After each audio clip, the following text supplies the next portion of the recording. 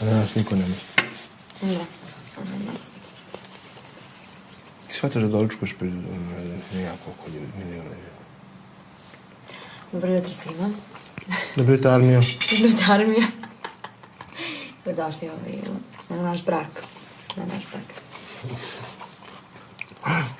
Znači si tako ceo život. Imaš nešto ovdje? Ceo život, kako se koji tu ustanem i kao...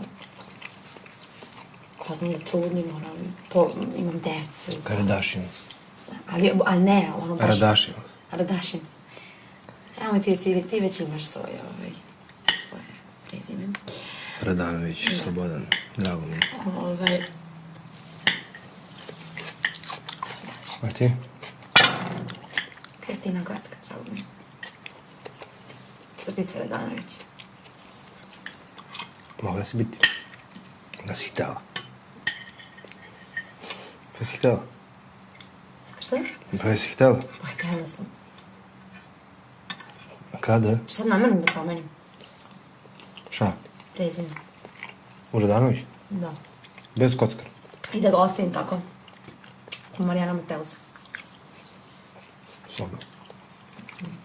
Češ kada prezime, kako to se radi. Neću sad kako se radi. Šta? Kako se radi. Šalim se. Znaš da sam htjela da promenim, nego nisam mogla zbog dokumenta. Nisam htjela ponovo posle da idem da letim. I bilo sigurno da ovo neće onda.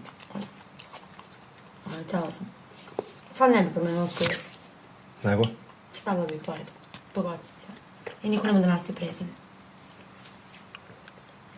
Čisto da ostane, barem samo. Ja ću da konkretno.